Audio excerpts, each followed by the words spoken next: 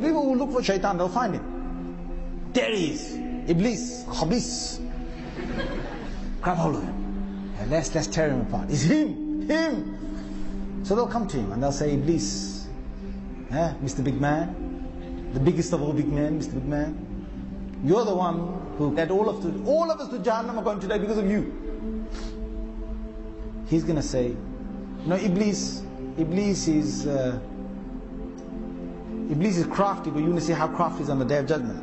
He's going to say this, إِنَّ اللَّهَ وَعَدَكُمْ وَعَدَ الْحَقِّ وَوَعَدْتُكُمْ فَأَخْلَفْتُكُمْ.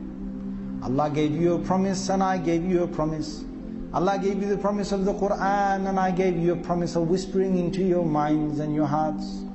Allah told you, you will get Jannah for this. I told you, don't worry about it, just do it, just do it. It's nice, man, it's nice, enjoyable, man, enjoy, what? I said that to you. وَعَدْتُكُمْ فَأَخْلَفْتُكُمْ. I gave you a whisper in your heart and I promised you, don't worry about it. You didn't listen to Allah, but you listened to me. فَلَا تَلُومُونِي وَلُومُوا أَنفُسَكُمْ. Who you gonna blame? You're gonna blame me for leading you to Jahannam, or was you led yourself? You had the choice to believe the Rahman or the Shaitan, and you chose the Shaitan over the Rahman. So don't come to me today telling me what I should do for you. مَا أَنَا بِمُصْرِخِكُمْ وَمَا أَنْتُمْ بِمُصْرِخِي.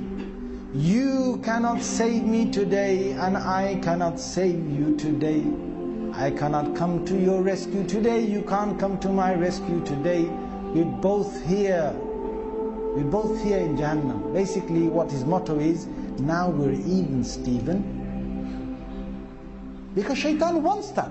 He wants us to go to Jahannam. We know that Satan made a pledge with God, or declared himself arrogantly, that he is going to build up the hopes of human beings such that they will turn away from God. He would lead them away from the worship of the one God.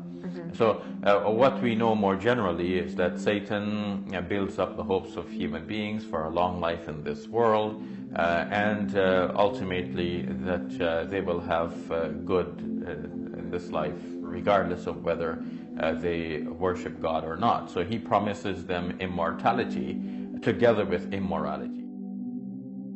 When the final judgment is made and God reveals his power and his control, that is when people will realize that Satan has beguiled them, and Satan himself will now confess, I made a promise to you and that was a false promise. God has made a promise to you, that was the true promise. But Satan also defends himself against blame, because now people know the score and they begin to blame Satan. You are the one who misled us. But Satan's response to that is, do not blame me, but blame yourselves. The extent of my work was only that I gave you this promise and you obeyed, you followed.